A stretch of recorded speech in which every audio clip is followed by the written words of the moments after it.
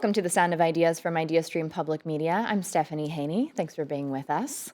When it comes to love, is age just a number? A new dating show on Netflix is trying to answer that question by giving people the opportunity to connect while at a beautiful resort in Canada without revealing their ages. According to the Pew Research Center, heterosexual married couples are trending toward becoming closer in age, but just because it might not be resulting in marriage for most people doesn't mean Americans aren't exploring relationships with people in different age brackets. An Ipsos poll conducted on behalf of Cougar Life in 2024 showed that many American adults have been in relationships with an age gap of 10 or more years. That was Canton native Vanessa Drozda's experience while starring on the show Age of Attraction. Vanessa turned 50 a few months ago, and on the show, she dates a man who is 20 years younger than her. Now, we don't know the status of that relationship today because the finale airs on Wednesday this week, but we still have a lot of questions for her. We are spending the first half of today's show learning about the behind the scenes of dating on television. Later in the show, we'll hear from two Clevelanders who recently appeared on Netflix's Love is Blind. And right now, Vanessa, who owns Vita Beauty Design Salon in Canton, is here with me today to share more about her experience on the age-based reality TV show Age of Attraction. And full disclosure here, Vanessa did my hair for our wedding. She's a good friend of mine. Vanessa, welcome to the show. Thank you for having me. We appreciate it. Now, if you have questions for Vanessa or dating stories of your own to share, you can give us a call. That number is 866-578-0903. You can also send us an email at soi@ideastream.org, or you can message us on Instagram on The Sound of Ideas. Okay, Vanessa, many questions, thoroughly researched this, watched your season of Age of Attraction. So you shared this on the show. You were single for 4 years prior to being on the show. Now, TBD if you're single now. We know the finale is coming out on Wednesday. But before your recent stretch of being single, you were engaged. You were engaged 4 times. So I just want to ask you about the age relationship there. Were they close in age for you? Were there age gaps? Is this a new thing for you? The age gap, this big of an age gap, is new for me. People I've dated before were closer to my age. Two of the the others I was engaged to, I would say, were 7 and 8 years younger than me. Okay, so a little bit of this experience, not necessarily to the situation that you had on Age of Attraction. So I have to ask you this. When did the show film, and how long have you been keeping the results a secret? Yeah, so we moved to Whistler, Canada in May of 2025. I returned back at the end of June, so everything's been under wraps since then. This makes sense to me because I was messaging you about doing my hair for my wedding, which was September of 2025, and you're like, I don't know, I might have something going on. Yes, it was really hard to plan my life around this, but I'm glad I was able to keep my salon going and do everything while this was happening. Yeah. Well, let's talk a little bit about how things have changed since the show came out for you. I saw that you are now on Cameo, so people can get personal messages from you. How has it changed? Are you getting a lot of attention? Are people calling the salon? Are you getting recognized in the streets? What's it been like? Yeah, I definitely have had calls to the salon. I booked some extensions, some blowouts, some different things, which has been great. You get a lot of DMs. You get a lot of second looks at Target. You know, someone will look at you and look again, and they don't really approach me too much, but it's been a lot of fun. Okay, so a little bit from afar, at least so far. And it's only been less than 2 weeks. The show dropped the first episodes on March 11th. So very quickly, this has all come about. We know the finale is airing on Wednesday. Now, there are no rules on the show, which was interesting to me. You could have connected with anyone. So did you spend any time getting to know other people? We do see a glimpse of a relationship with one person on the show named Chris. That doesn't pan out, and then you pursue something with Logan. But any other people you connected with that we didn't see?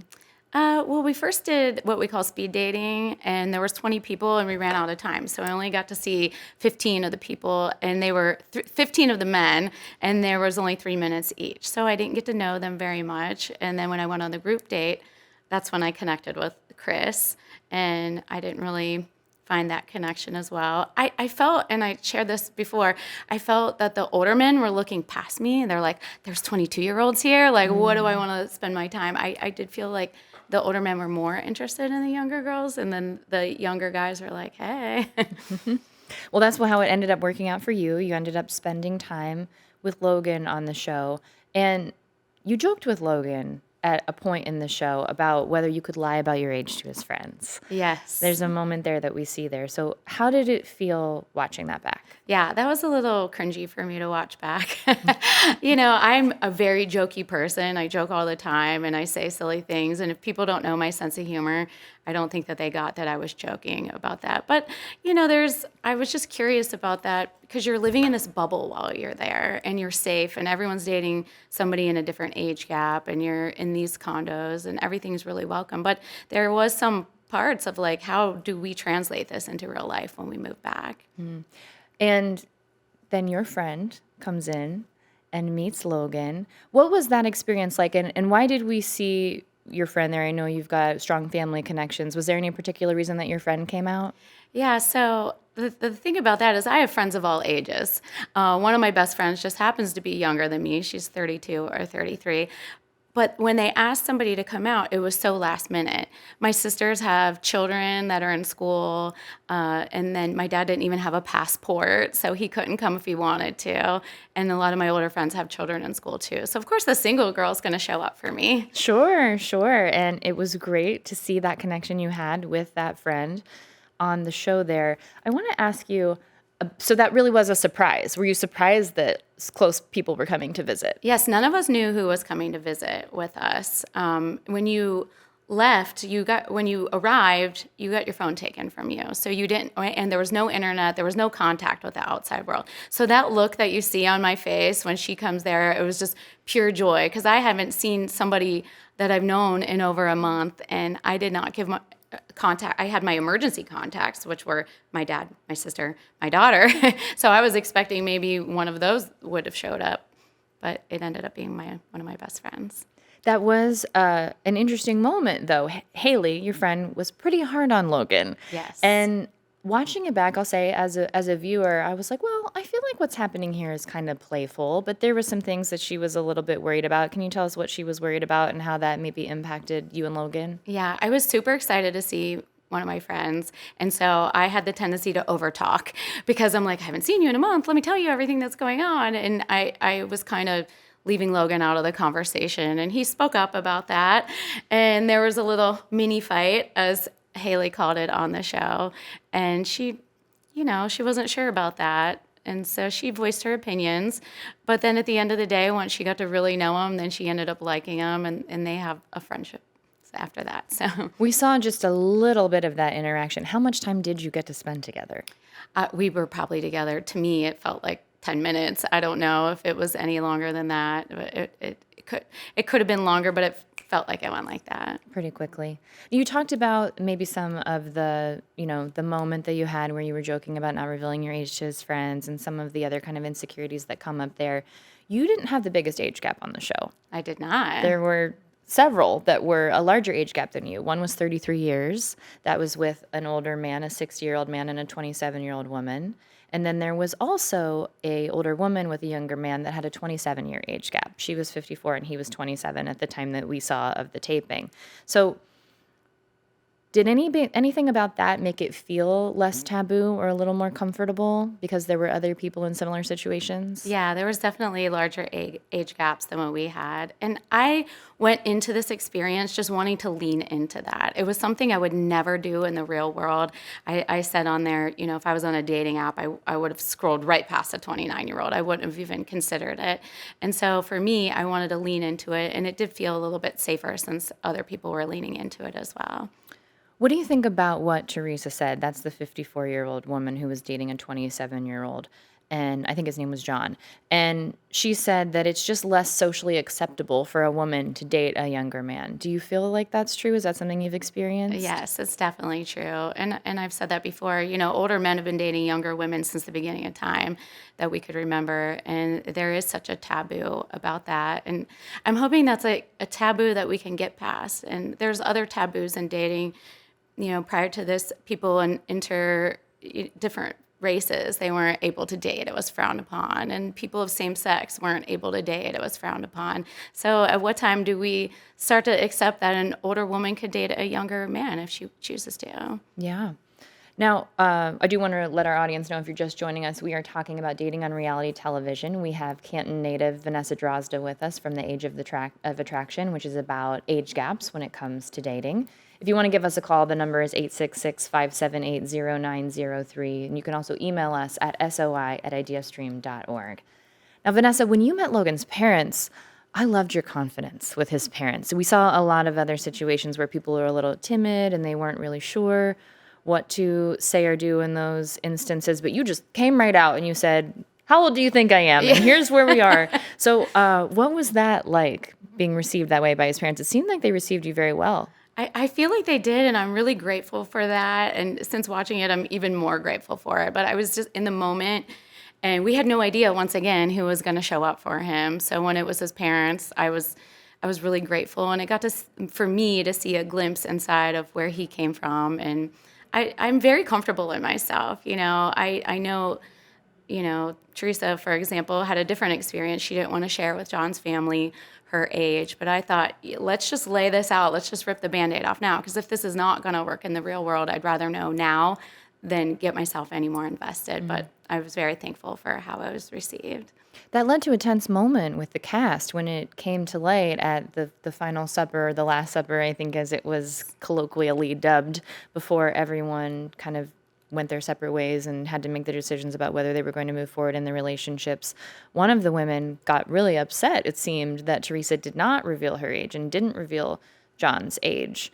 What was that like there? What were you thinking? Was that a shock? Did you know that you had the option of not revealing your age? That was never an option for the rest of us in the cast. And, we all had our individual producers. So nobody was in the same room. So we don't know exactly what situation led to her not having to say that. But, it was an uncomfortable moment for all of us. And, that was her journey that she chose. And I think, people had feelings like, we had to do this. Why didn't you have to do it? Now, any of the disagreements that you had with Logan, do you think, because of the premise of the show, that those disagreements that might have just been general disagreements that you might have with anyone, but was there a greater likelihood of attributing them to age because of the focus of the show? That's what I wonder sometimes. Were the disagreements based on age, or were the disagreements based on personality differences? He's ADD and I'm OCD, and it makes for some weird alphabet soup sometimes. That is something that was mentioned on one of your dates. He said, "Do you like me?" And what was that like for you? I could see on camera, it seemed like that really kind of hit you. How did you experience that question from him? Yeah, and it's funny watching it back now, because sometimes when you're in the moment, you're trying to plead your case of an argument that you're not really listening to the other person. So looking back at that, yeah, I did like him, but there was things about him, like I'm always 10 steps ahead and he was 10 steps behind, and we would have to be somewhere and he's walking around with one shoe on. I'm like, what is going on here? So it made some things difficult, but not everybody is going to be on my timeline and run as tight situation. of a ship. Yeah, as tight of a ship as I am. So that's where he called me Lieutenant Vanessa.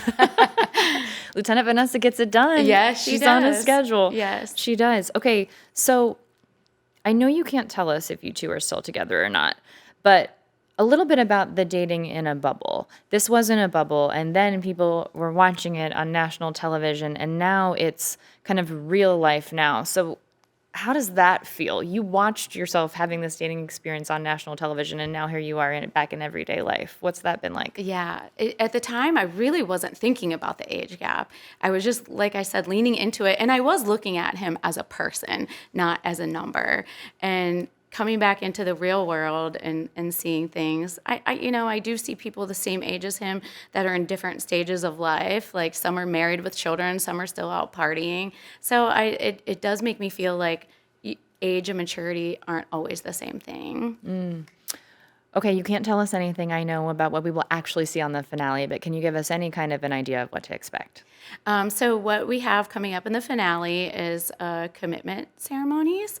And for each person, you could choose your own adventure. There was nothing forced. I know Love is Blind, you're have to do an engagement, you have to do a wedding. So ours was just for the individuals to choose what that would look like going into the real world. So with all the couples, you will see the choices that they made. Okay, well, we look forward to it. That's happening on Wednesday. Vanessa Drozda, salon owner of Vita Beauty Design. We appreciate you being with us. Thanks for having me. Thank you so much. All right, we're going to take a quick break now. This is The Sound of Ideas. I'm Stephanie Haney. When we come back, we'll talk with two Clevelanders who participated in Netflix's Love is Blind dating show. Stay with us.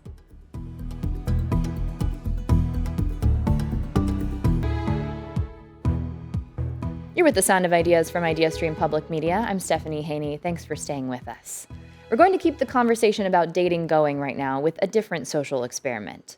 Netflix's Love is Blind is a long-running dating show where people get a chance to try to connect without first seeing each other in person. The most recent season of Love is Blind featured single people from across Ohio, which makes the possibility of a long-distance connection less of an issue. But as we've seen in that show, that might not be the biggest obstacle for potential couples to overcome. So what happens when you like what you hear from someone before you can put a face to their name? Clevelanders Michael Gibney and Ashley Carpenter lived this reality on Love is Blind, and neither ended up saying I do to their matches on the show after coming face to face. Michael and Ashley are here with me today to talk about their experience and what they learned from it. Ashley, welcome to the show. Hi, thanks for having me. Mike, thanks for being here. Thank you. We appreciate it. Now, if you have questions or comments for Mike and Ashley, you can give us a call at 866-578-0903. Maybe you were set up on a blind date. Of course, maybe you didn't have to get engaged before you could pursue that relationship, but we would love to hear any thoughts or experiences you have. You can also email us at soi@ideastream.org, or you can message us on Instagram at The Sound of Ideas. I'm going to start with a couple questions for each of you. So, Ashley, I'll start you first. What made you want to go on Love is Blind? Oh, I'm like very big on signs. So I think for me, I had gone through a breakup, and then a couple months after Love is Blind was coming to Ohio, and all my friends were like, you have to sign up and do it. And I was like, no, thank you. I looked at the application. It was a lot of questions, and I was like, this isn't for me.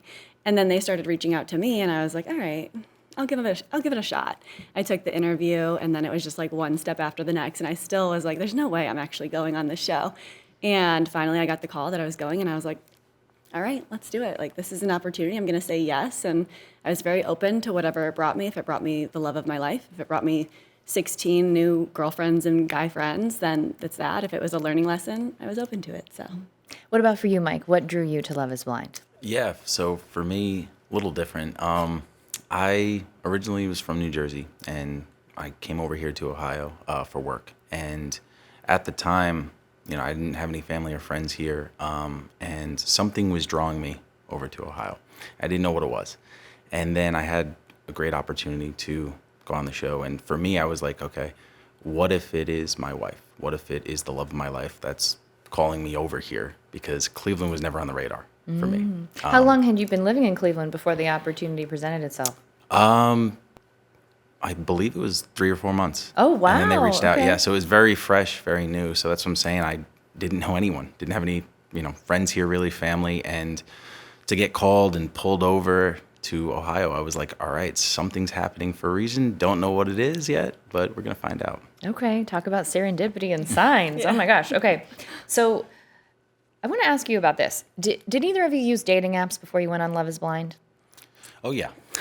I did for like 5 minutes. I just didn't have any luck with it. I couldn't handle the very surface level conversations, like what's your favorite color? I'm like, I don't care.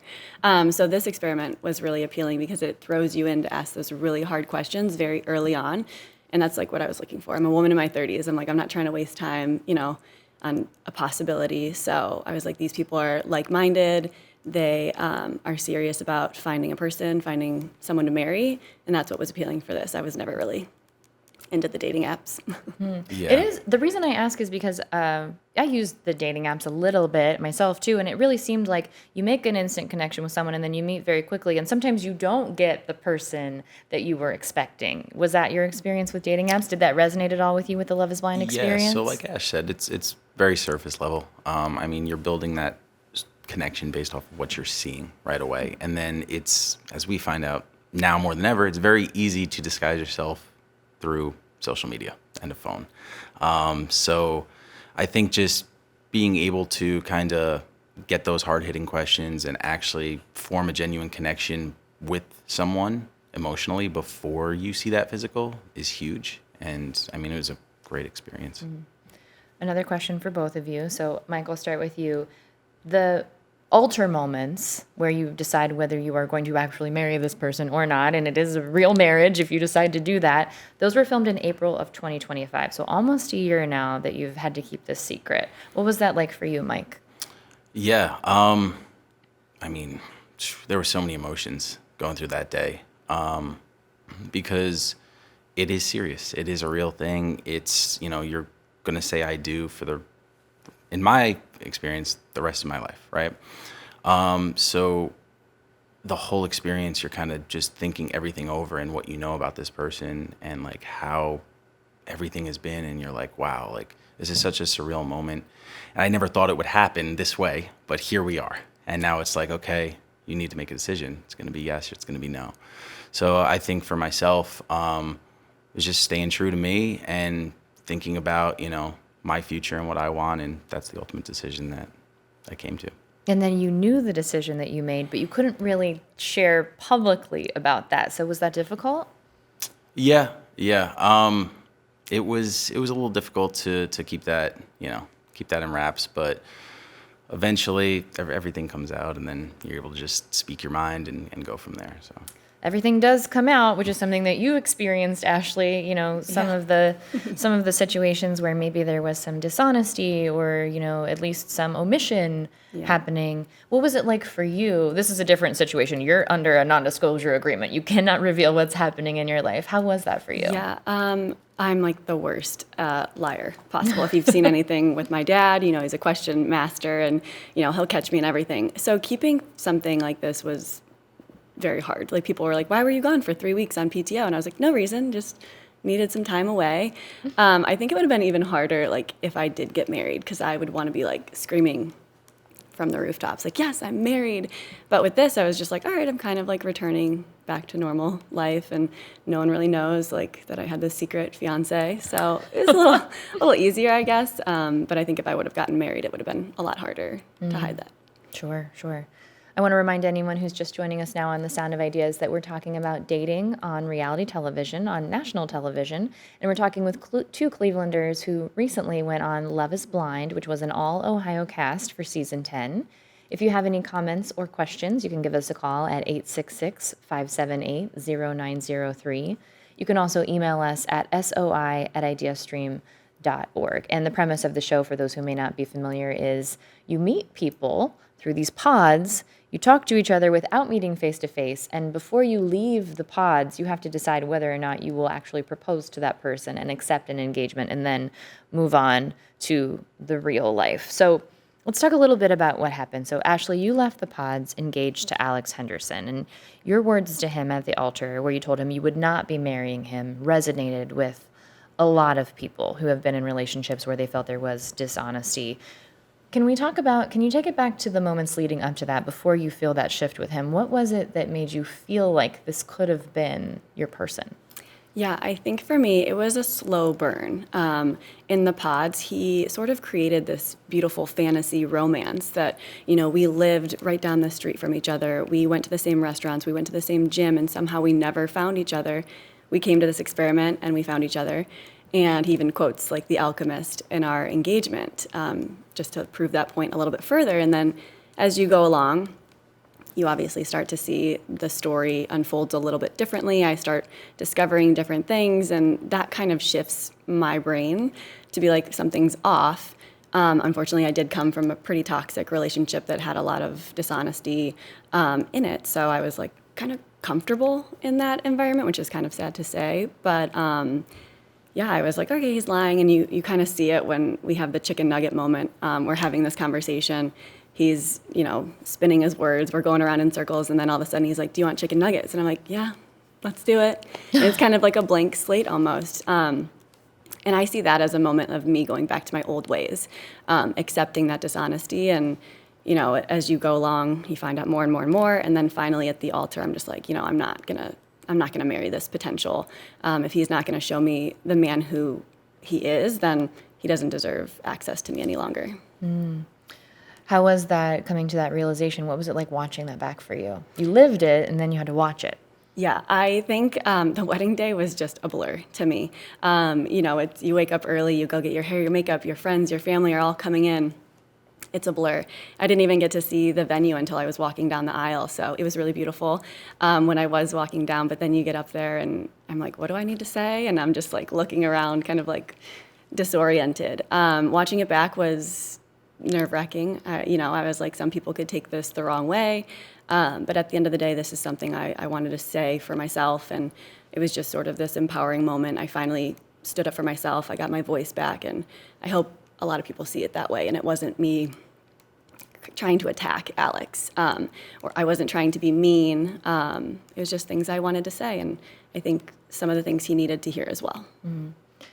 Mike, let's talk about your connection on the show. It was with Emma Betzinger, and you ended up saying, I don't, even though she wanted to continue that relationship. What was it like to hear that she wanted to move forward when you had come to the decision that you two were not aligned? Yeah, so it was a shock because we both made that decision to not move forward. I mean, she said yes, but 2 days before, it was a no. And it's quite simple. For us, kids was a big topic, obviously, this season. And I just wanted to know that a family was going to be in my future.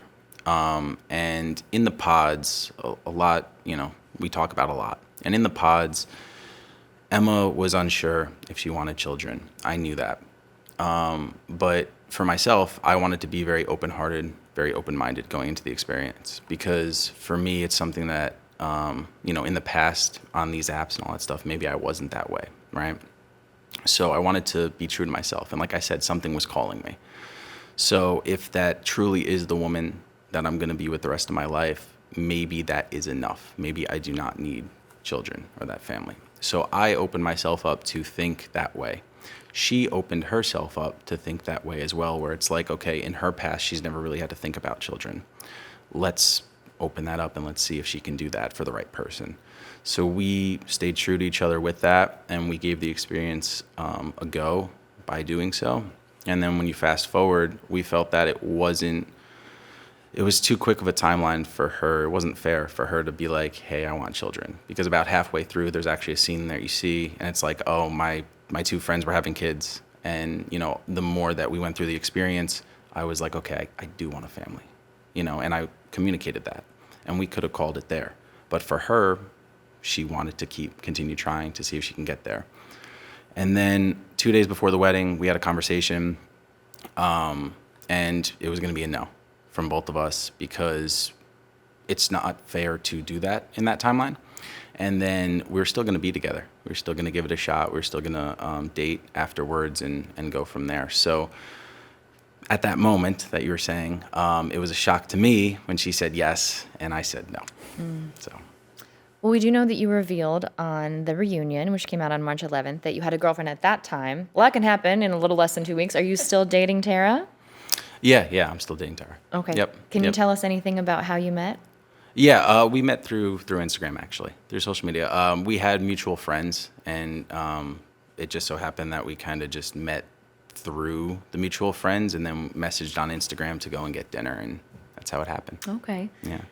Ashley, you said recently that you were single. You told Entertainment Tonight that you're not dating. Is that still true?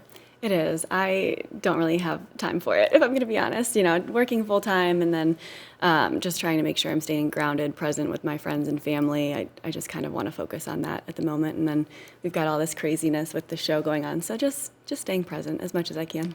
What has it been like? We talk about how people turn to social media for connection. You met Tara through social media, before this aired months and months ago.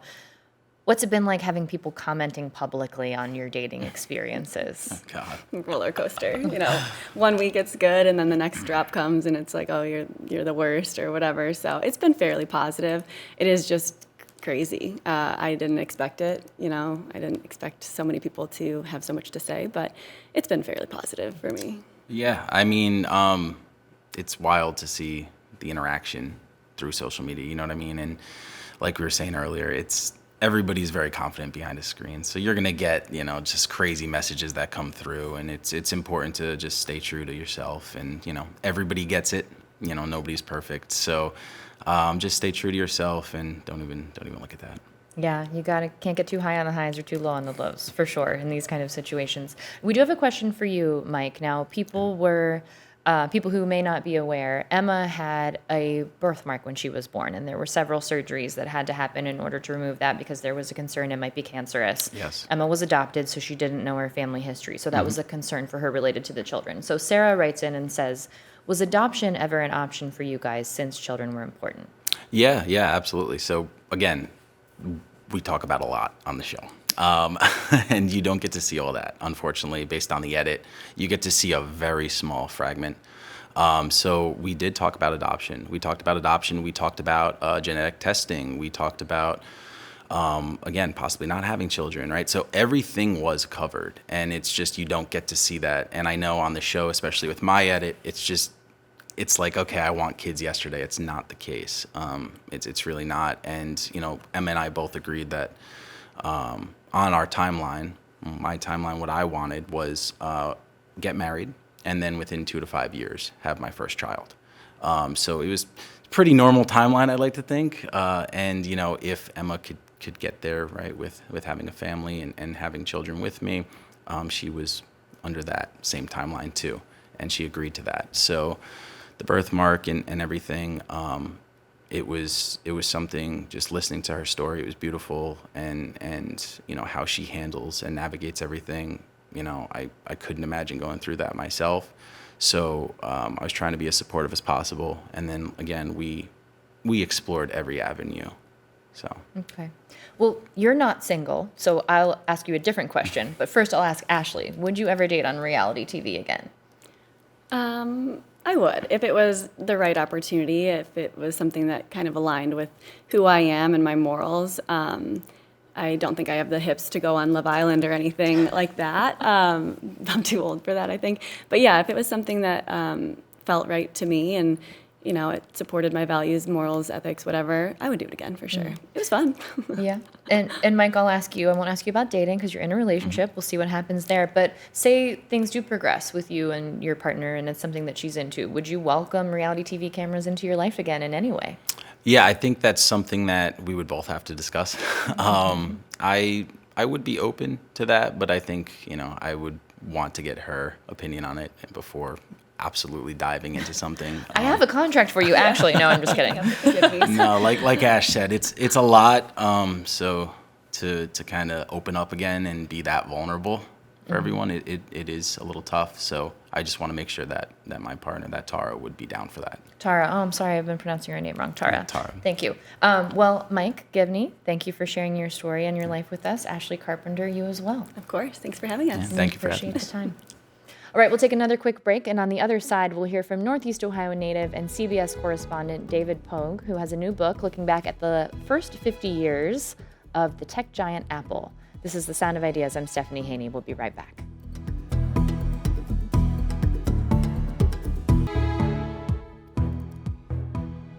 Welcome to The Sound of Ideas from IdeaStream Public Media. I'm Stephanie Haney. Thank you for staying with us. Few companies have built a dedicated following and a global cultural brand quite like Apple. The brainchild of Steve Jobs, Steve Wozniak, and Ronald Wayne, Apple came from humble beginnings in Cupertino, California. It changed computing in the 1980s with the Apple II and Macintosh computers, survived near bankruptcy in the late 90s, and has since gone on to shape our relationship with technology through its iPod and iPhone devices. And now, Apple prepares to turn 50 on April 1st. That 50-year history is now being told in a new book from author David Pogue. He's a correspondent for CBS News Sunday Morning. He's also hosted programs like Nova on PBS and is a proud son of Northeast Ohio, hailing from Shaker Heights.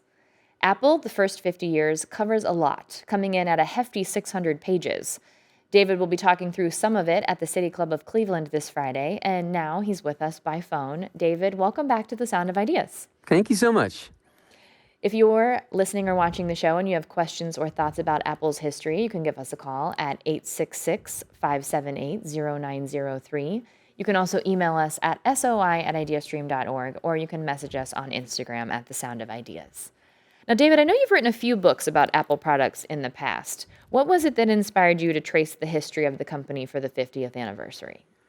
I felt as though the many books that had been written about Apple didn't quite do it for me for a couple reasons. One, of course, that they didn't cover all 50 years. Another is they tend to be written by business reporters who do an excellent job of the boardroom shuffling and the backstabbing and so on. But I didn't think they dealt enough with the technologies and the products and how they affected all of us. So I really wanted to dive into the cause and effect of these brilliant and sometimes failed products and how they affected society. Speaking of our relationship with Apple in general and the effect on society, there is really a diehard fan base for Apple products. People will get in line for the latest iPhone early in the morning around the block. What has your experience been? Are you a user of Apple devices? Oh, I am. From the very beginning, in 1984 is when I bought my first Mac as soon as it came out. And I think that fandom is partly based on, ironically, an underdog feeling. In other words, the Mac had 2 or 3% of the market, and Windows had the rest. So we, who enjoyed the beauty and the simplicity of Apple products, felt like a rebel tribe. We felt like the ones who had taste, and even though we were only 2% of the market, we were the classy ones. And even though Apple's now the Goliath, I feel like there's a little bit of that still in the fan base. Now, you speak to a lot of insiders for this book. How involved was Apple in this? Did they participate? Were they cooperative in the research? They were cooperative in that they offered me interviews with current executives, designers, and engineers, and they gave me access to their archives, which was incredible. This book has 350 color photos. But Apple did not have editorial control. They didn't see the book until it was done, which gave me the freedom to be, critical when it was merited. Okay. And we know that you didn't get an opportunity to talk with Tim Cook, the current CEO of Apple. How did that affect how the story ended up getting put together?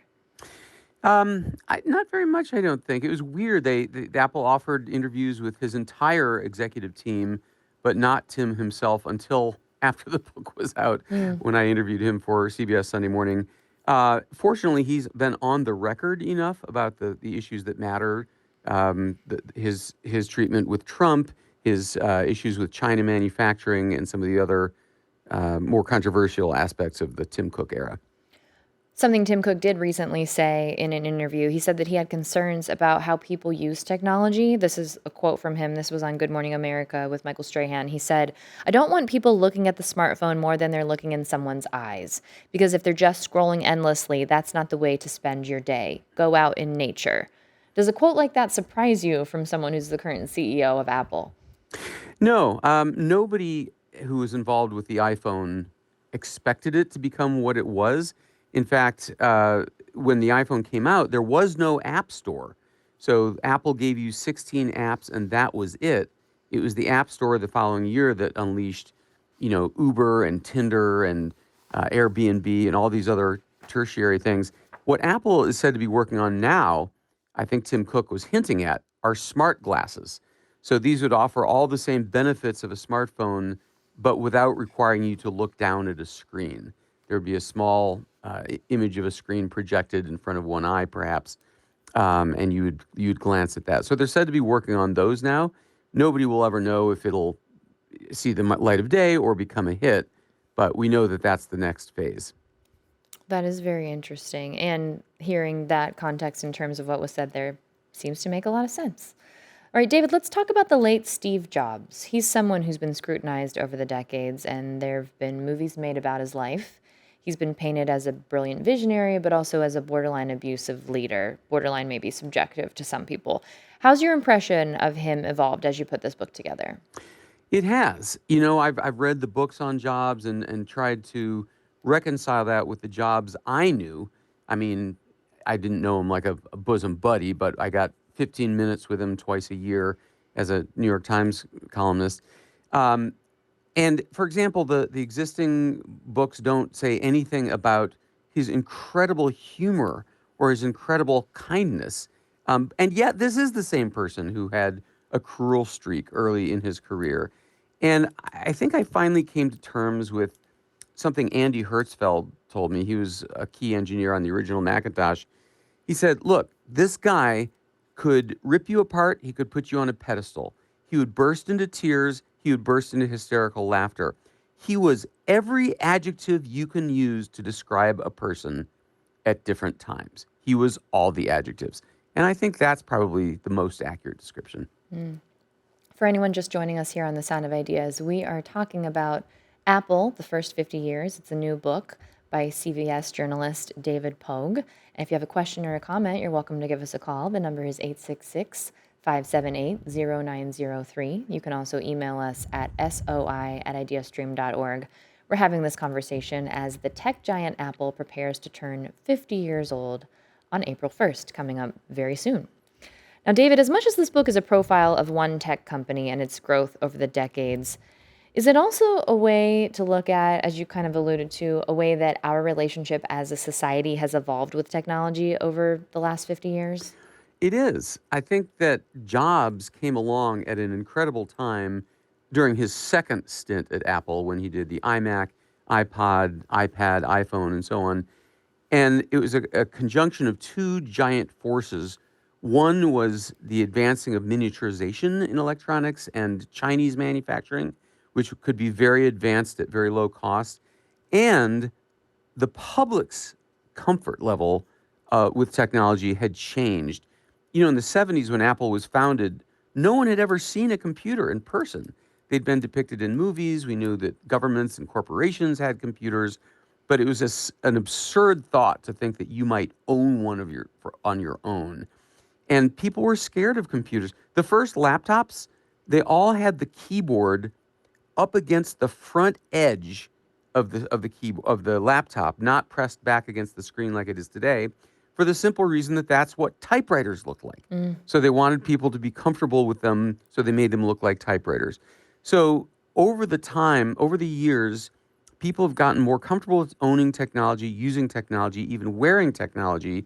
And a lot of that is because of Apple. Apple made things simple and beautiful enough to take out the terror. I remember being in middle school, and when my neighbor had a computer and we didn't have one yet, I would go over to her house and I would say, let's play on the computer. And she was so sick of it because they had had one, but I didn't have one yet. I was excited about it.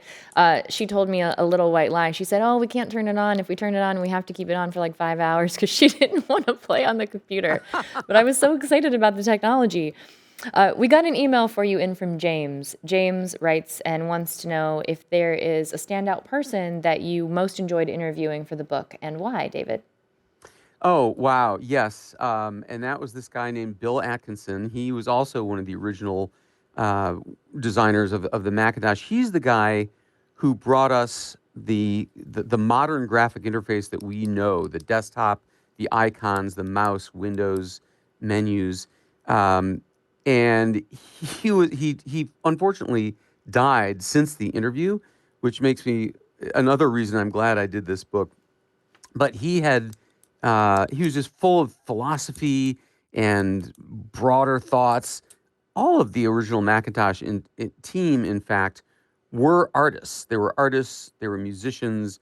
They were deep thinkers. And Jobs liked it that way. He always said that Apple is the intersection of technology and the arts, and I think that Bill Atkinson is proof of that.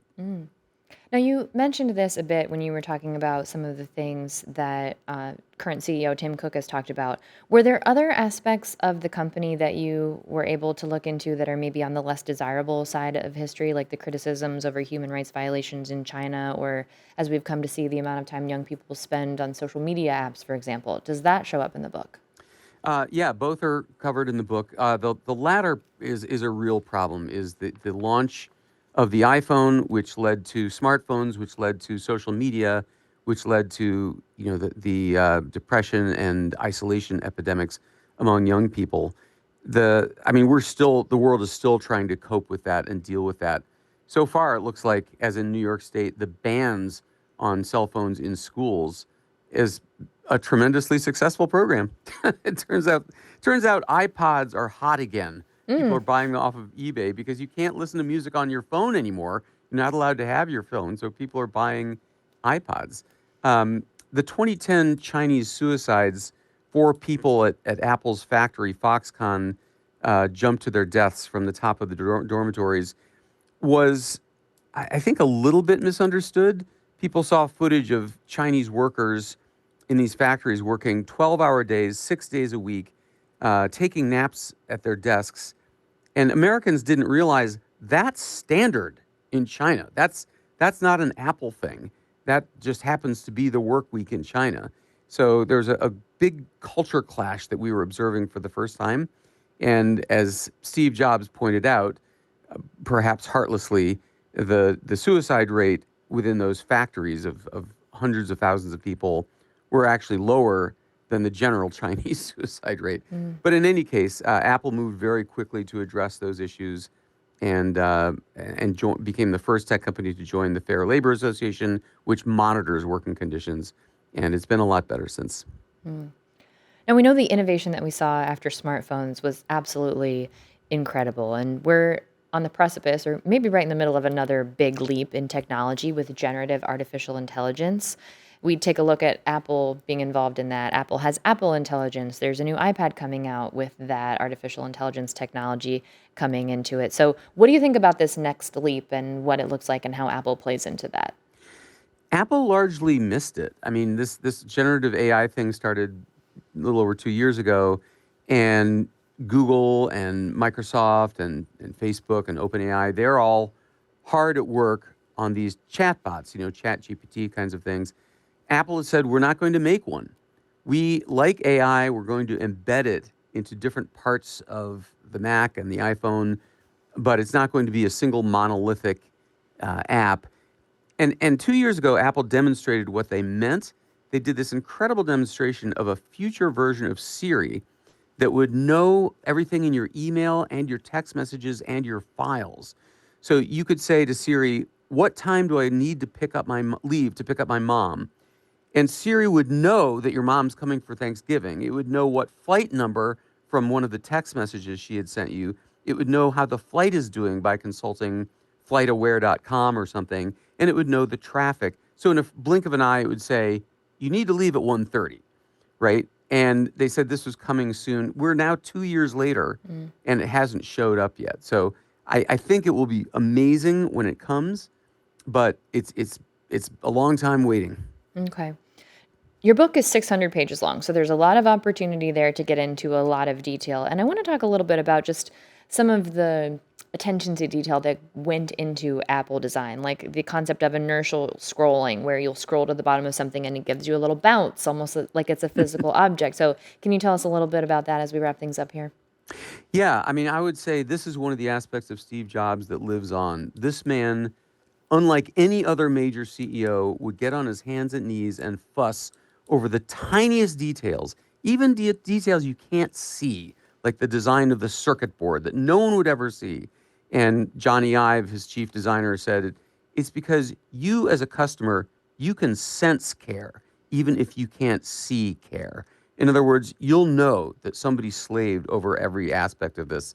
There's this guy, Eddie Q, who's the head of Apple Services, who said, if I ever write a memoir, it's going to be called Off by One Pixel, because he had so much PTSD from working with Jobs. And I think that obsession with detail goes on to this day. That would be a good title for a book, especially in that scenario, for sure. David Pogue, author of the new book, Apple, The First 50 Years. David will be speaking at the City Club of Cleveland this Friday. We do have a link for anyone interested in that event on ideastream.org/SOI. David, thank you so much for spending time with us on The Sound of Ideas today. We appreciate it. My pleasure. Thank you.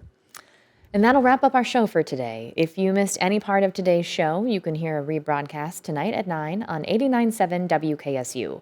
You can also get every episode of The Sound of Ideas on demand wherever you get your podcasts and on YouTube.